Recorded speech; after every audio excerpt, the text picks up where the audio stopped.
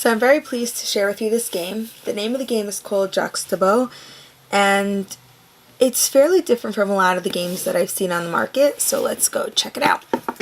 So we have here, and I do love this, so easy to clean up. It's in a bag.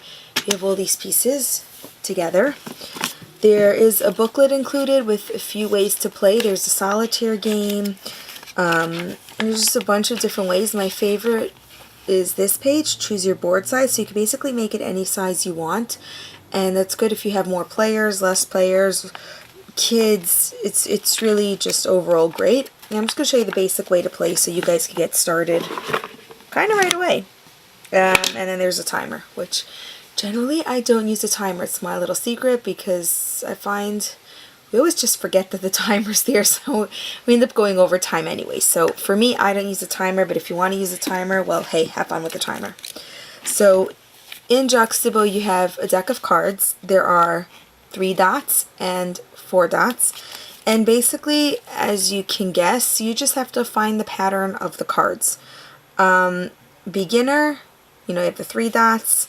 For kids who kind of are understanding 4 but are not ready for 4, you can give them 1 of each. And if you're more adventurous and ready for a challenge, well, do the 4 dots. So let's play. The first thing you want to do is, well, open the bag. It's always most important. But everybody gets 2 of these. And these are the card holders. So, well, you can't really see from here, but I'm just going to show you. You have the card. Everybody gets 2 cards. Here we go, they get 2 cards, and then you set up your board and just randomly choose the size you want. And for ours, let's do 4 by 4. We have 4 beautiful color tiles going across. We need some more. And 4 beautiful color tiles going down. And so you have a fairly nice sized playing board. It's nice, it's colorful, it's attractive. And look at that, we have mostly reds.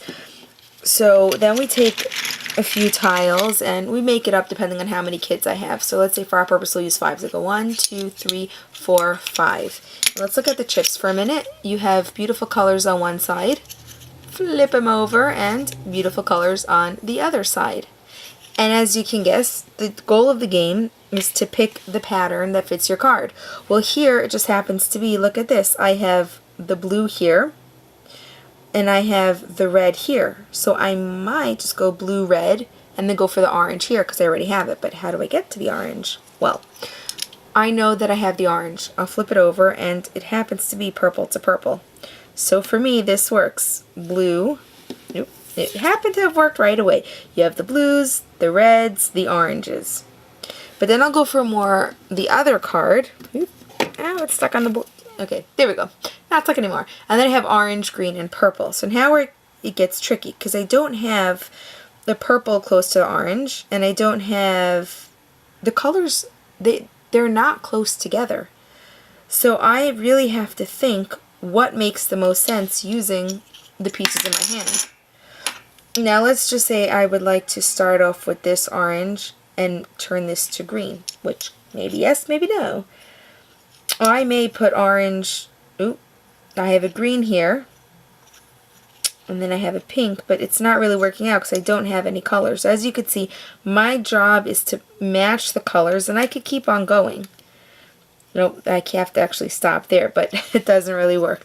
So in essence, this turn is kind of over for me, and the next player would go, and I'm kind of putting out pieces to get my next card, and I finished one before, so I'll take another one, and the goal of the game is to get the most cards as possible and to win the game.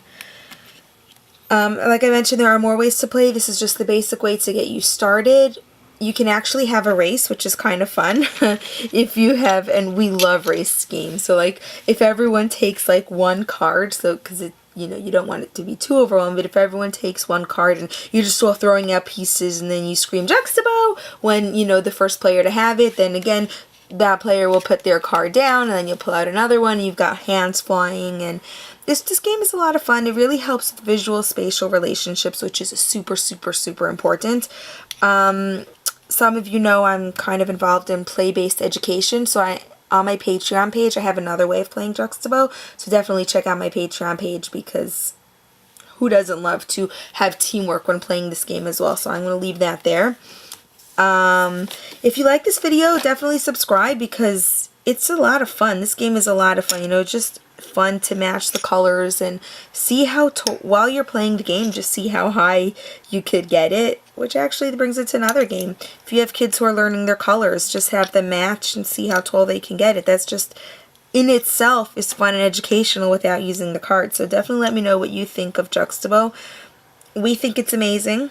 There we go. This is just basic education for toddlers who just want to play with these fun little tiles and or chips and can't necessarily play the game. So definitely feel free to subscribe because here we're all about hands-on education and play-based education. Check out my Patreon page below and let me know what you think about how we would use it in a classroom as kind of like a teamwork exercise. And overall, Juxtabo is great. It's educational, it's fun, and look at all these colors, and it's always changing, so the kids are never just sitting there and, you know, used to the game, because every time you play it brings on its whole new adventure.